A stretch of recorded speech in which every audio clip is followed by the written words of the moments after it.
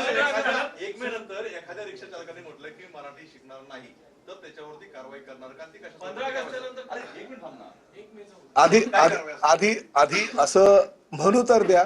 याचं कारण असं आहे, तुम्हाला ह्या 565 पैकी किती जण म्हणाले आम्ही मराठी शिकणार नाही? एकही जण म्हणाले. त्यामुळे माझं असं म्हणणं आहे की जर त्यांची मानसिकता असेल शिकायची, शिकू द्या ना. म्हणजे आताच आम्ही हे ठरवलं की नाही ते बोलणारच नाही मराठी, तर हे पण योग्य नाही. शेवटी मी परिवहन खात्याचा मंत्री आहे. मंत्री म्हटल्यानंतर जर आमच्या अधिकारी ड्राईव्ह करत असतील आणि ड्राईव्ह केल्यानंतर जर त्यांना 565 लोकांनी सांगितलं असेल की नाही महाराष्ट्रात राहायचं असेल तर मराठी अनिवार्याची जी भूमिका, उलट आमच्या भूमिकेचं स्वागत केलं. किती लोकांनी स्वागत केलं? स्वागत केलंय. म्हणजे हे हिंदी भाषिक आहेत, त्यांनी स्वागत केलेलं आहे. जर त्यांनी स्वागत केलं असेल तर त्याला संधी देणं आमचं कर्तव्य आहे.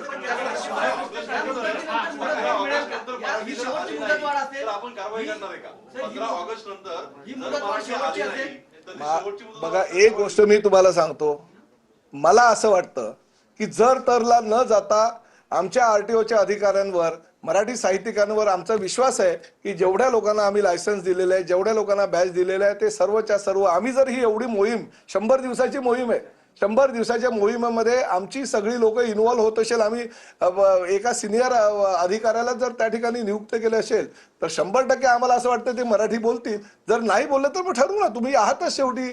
हा 20 पॉइंट काय काय असणार तुम्ही सांगितलं तर 20 नाही, तो कायद्यामध्ये तरतूद आहे. परिवहन कायद्यामध्ये ती तरतूद आहे. शेअर ऑटो रिक्षा त्यांचा विरुद्ध पण तुम्ही कारवाई करणार आहेत? सगळे चाले हो, त्याच्यामध्ये 2 व्हीलर 3 व्हीलर पॅसेंजर तेवढे सगळे. कारण आमची भूमिका स्पष्टपणे आहे. कोणी किती दबाव टाकला, कोणी किती बंदची हत्यार बाळगलं, कोणी किती आंदोलन करू असं म्हटलं तरी महाराष्ट्रामध्ये व्यवसाय करायचा असेल तर मराठी शिकावं लागेल. आम्ही शिकवायला तयार आहोत. शिकून घ्या.